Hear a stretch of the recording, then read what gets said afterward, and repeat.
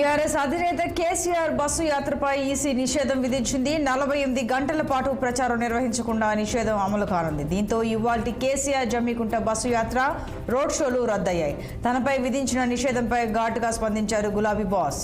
తన ప్రచారాన్ని 48 గంటలు నిషేధిస్తే బీఆర్ఎస్ కార్యకర్తలను 96 గంటలు పనిచేస్తారని అన్నారు. ప్రచార సభల్లో మితిమీరి మాట్లాడుతున్న సీఎం రేవంత్ రెడ్డిపై ఈసీ ఎందుకు ఎటువంటి చర్యలు తీసుకోలేదని ప్రశ్నించారు.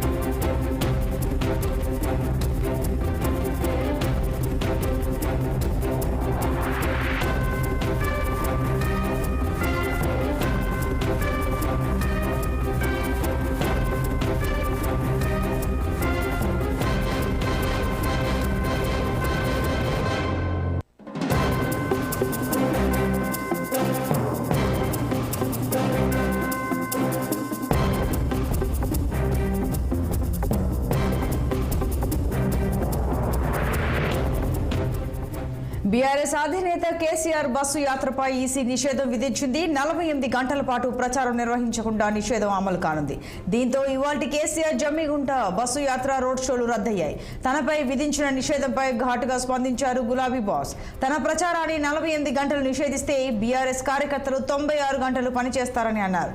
ప్రచార సభల్లో మితిమీరి మాట్లాడుతున్న సీఎం రేవంత్ రెడ్డిపై ఈసీ ఎందుకు ఎటువంటి చర్యలు తీసుకోలేదని ప్రశ్నించారు. మరింత సమాచారం మా పొలిటికల్ బ్యూరో చీఫ్ రామ్ అందిస్తారు. రామ్, చెప్పండి, కేసీఆర్ నిర్వహించబోయే బస్సు యాత్ర, రోడ్ షోలు రద్దయ్యాయి. ఏ కారణంగా ఈసీ ఈ డెసిషన్ తీసుకుంది, నిషేధం అమలు చేస్తోంది? వివరాలేంటి?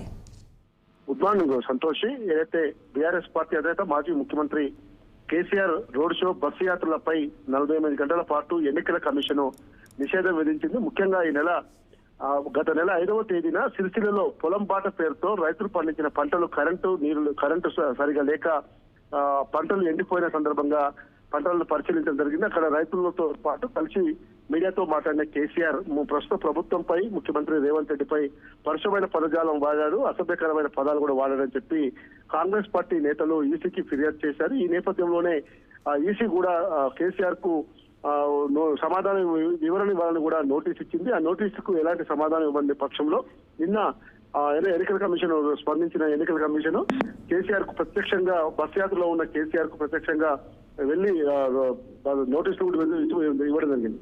ప్రస్తుతం ప్రచారం పైన నిన్న రాత్రి 8 గంటల నుంచి 48 గంటల పాటు నిషేధం విధిస్తూ నోటీసు కూడా ఇచ్చింది. సీరియస్ గా ఈ విమర్శలు నోటీసులు స్వీకరించారు కేసీఆర్.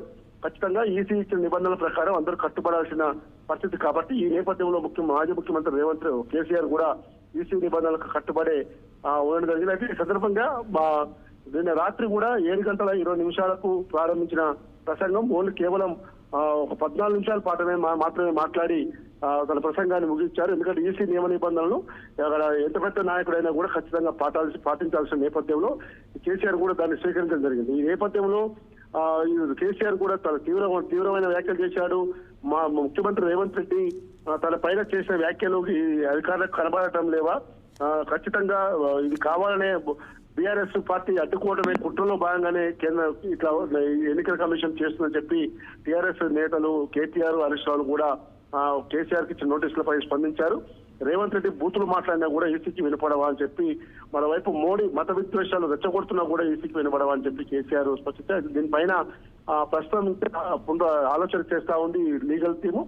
ఏ విధమైన ముందుకు పోవాలి, ఈసీకి ఏ విధమైన వివరణ ఇచ్చి మళ్ళీ పర్మిషన్ తీసుకొచ్చుకోవాలి, దానిపైన వివరణ తీసుకునేందుకు, దాని మళ్ళీ ప్రచారం తిరిగి ప్రారంభించేందుకు లీగల్ టీం ప్రయత్నం చేస్తున్నప్పటికీ కేసీఆర్ కూడా నా పైన 48 గంటల పాటు మీరు నిషేధం విధిస్తే మా కార్యకర్తలు అంత ఒక రెట్టింపు ఉత్సాహంతో 96 గంటలు కష్టపడి పనిచేస్తారని కూడా చెప్పడం జరిగింది. కాబట్టి ఇలాంటి ఈ గతంలో 2019 ఎన్నికల్లోనూ కేసీఆర్ కు నోటీసులు ఇచ్చాము, దాన్ని అయినా బేఖాతరు చేశాడు, హెచ్చరించినా కూడా వినలేదని చెప్పి ఈసీ తెలిపింది.